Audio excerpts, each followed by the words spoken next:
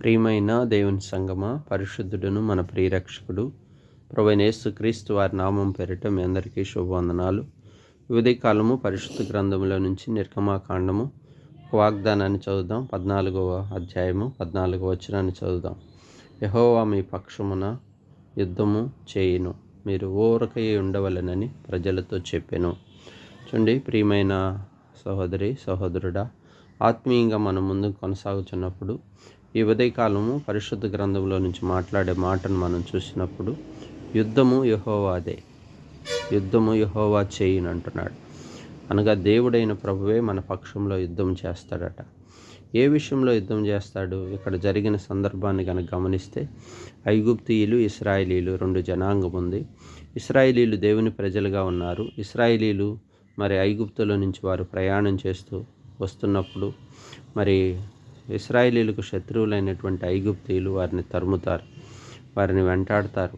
వారిని ఏ విధంగా అయినను మరలా తిరిగి బానిసలుగా చేసుకోవాలనే ఆలోచనతో వస్తున్నప్పుడు వారి ప్రయాణంలో మార్గమధ్యంలో ముందు చూస్తే ఎర్ర సముద్రం, వెనకమాల శత్రు సైన్య సమూహం. చూడండి, శత్రువు బారిన పడి ఎంతో భయంతో ఉంటారు.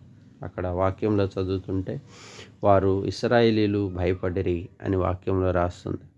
నిజంగా ఒక్కొక్కసారి మన ఆధ్యాత్మిక జీవితంలో కూడా మరి శత్రువు మనల్ని తరుముతున్నప్పుడు అనేకమైన శోధనలు, ఇరుకులు, శ్రమలు మన జీవితాల్లోకి ప్రవేశించినప్పుడు మనకు కూడా అనేక విధములైనటువంటి కష్టములు, బాధలు కలిగినప్పుడు మనకు కూడా అనిపిస్తుంది శత్రువు మనల్ని వెంటాడుతున్నట్టే అనిపిస్తుంది.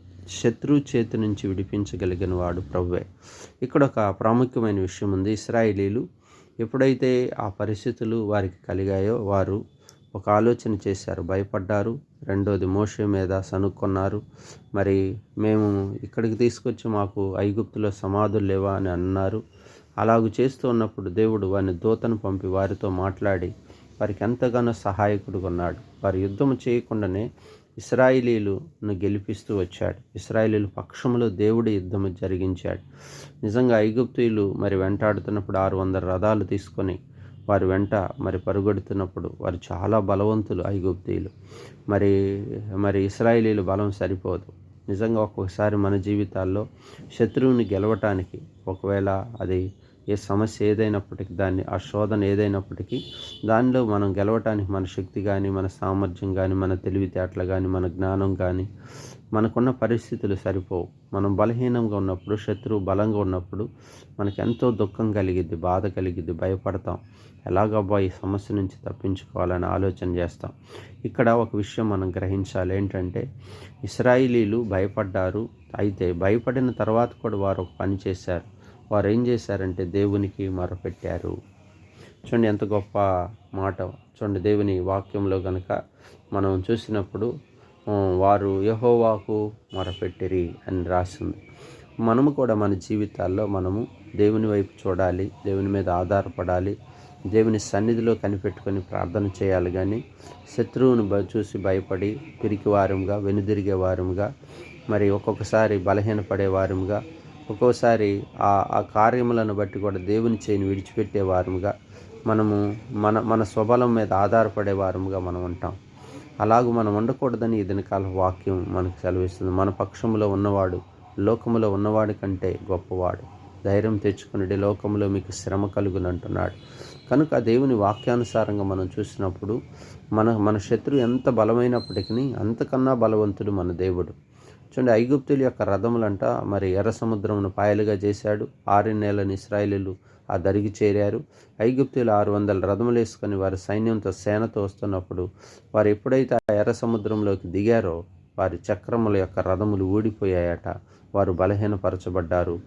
మరి మరలా మోషే ప్రార్థించగా నీటి పొంగులో ఐగుప్తీయులు సముద్రములో ముంచివేయబడ్డారు. ఎన్నటికీ ఐగుప్తీయులను చూసే అవకాశం లేదు.